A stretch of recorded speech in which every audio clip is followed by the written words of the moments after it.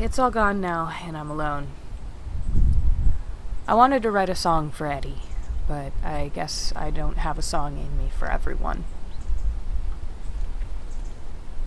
Eddie was not unremarkable as a human being, but someone that was hard to care about because if something didn't fit into his worldview, he'd purposefully try to shove it into that ideal until it fit. Getting into an argument with him was like watching someone build a brick wall around themselves while you tried to convince them not to. And yet at the same time, he wanted to be more open and accepting. My personal perspective was that he just wasn't very good at it yet. We met after he overheard a conversation I was having with a friend. He leaned over after my friend had left and asked, "Are you one of those non-binaries?" And being the newly self-discovered NB I was, all bright and optimistic, instead of telling him to fuck off, as I should have, I said yes. And then spent the greater part of 3 hours trying to kindly define non-binary people in as many ways as possible, so this person could finally understand that we didn't exist by his rules. After I was thoroughly exhausted with him, he finally bid me farewell and left after saying that he finally got it. Which I was pretty sure he didn't. Friendship with Eddie went on like this for a while.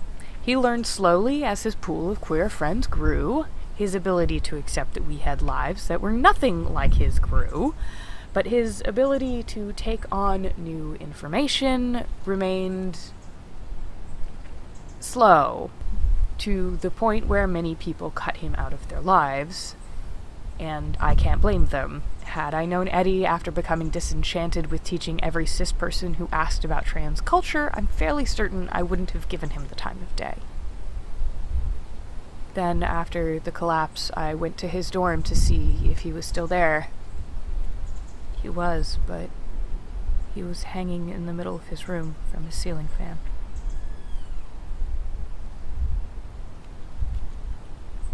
There were signs that it was suicide, and even a note with his handwriting.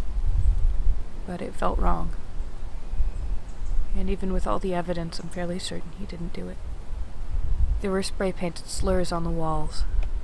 The letter on the desk did not seem like something he'd write, and the ceiling fan... Eddie was a little guy. There was nothing in that room taller than the chair except the desk, and that was bolted to the wall. I'm a good 5 inches taller than he is, and even standing on the chair, I had to resort to cutting the rope to get him down.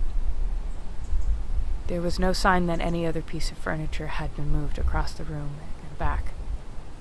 He was likely murdered, and the killers were sloppy, but they were smart enough to work while the world was in chaos, or they were encouraged by the general chaos. After I cut Eddie down, I debated on what to do with the corpse. It wasn't fresh. Eddie was not the first person I thought to check in on. It had been at least a week since the day of the collapse, which is the day I assume he died. But I'm not a forensics expert, so I can't really say. All I know is that even though he stank, I didn't want to leave him there. So I put him in a few trash bags, and then a duffel bag I found in his closet and dragged him to the cemetery.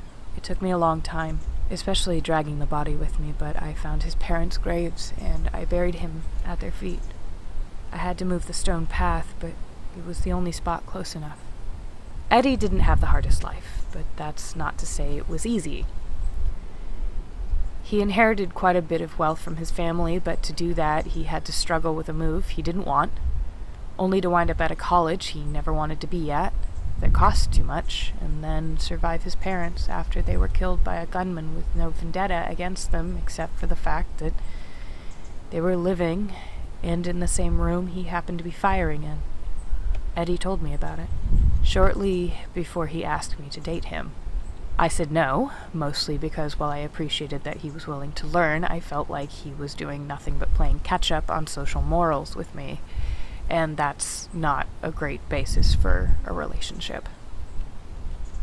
He was dramatic, too. Took me to their graves. Told me the story. gave me time to take it in, then he asked me. I didn't even give that poor kid time to hope. He tried not to cry, but he did. It was just a tear or two, but when I put my arm around him, he sobbed and I held him. I didn't know he admired me so much.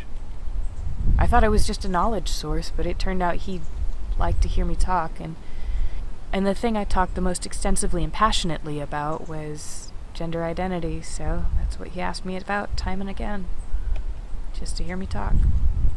He didn't fully understand or accept a lot of it, but he had realized that to be able to talk about that, I had to have some kind of intelligence and a grip on my identity he didn't have on his own.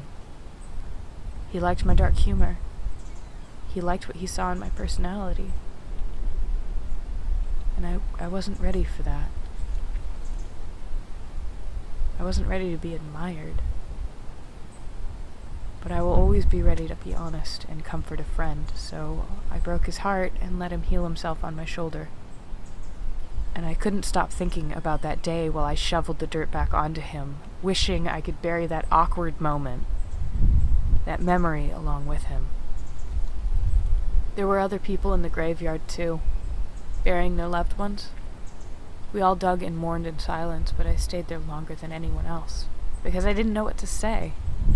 I thought about lying to the freshly packed dirt, telling the body of the man beneath it that there might have been a chance. But what would be the point?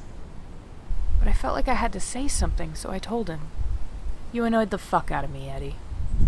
You weren't very good at being a friend I could rely on. You couldn't even put forth an effort to remember something I had said 5 minutes beforehand. You constantly made me feel like I was a walking anomaly, like I was a 3-headed, 7-foot sideshow freak with constantly developing mutations, but you gave a fuck about whether what you said hurt me. You wanted more than anything to be better to those around you, even if you didn't admire them the way you admired me. And I still don't understand why you admired me, but still, I'm glad it helped you listen. I'm glad you tried, even if it felt like you weren't some days. A lot of days. You didn't deserve to die. You didn't deserve to be scared and tormented in your last moments. You deserved to be heard. You deserved every chance you took to be better. I'm proud of the work you did. Even if I didn't say it, I am. I'm proud of the work you did to be more than you were, and I'm sorry I couldn't save you. I can't bring you back to life. I can't make the life you lived easier. So I hope this is enough. And I hope that I'm wrong. And that there are souls and gods, the ones that you believed in, and that you find your way, that you're at peace somewhere.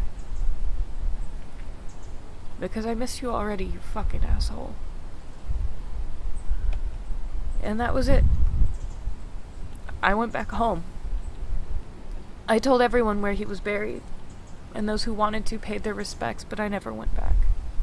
I made him a headstone with Sharpie and broken glass, but someone else took it to his grave. I don't even remember what it said. I hope it's still there. And Eddie, I wish I could say sorry to you. I wish you could have known someone cared in those last moments. That someone doesn't have to love you just to miss you. Because I didn't love you. But I do miss the hell out of you.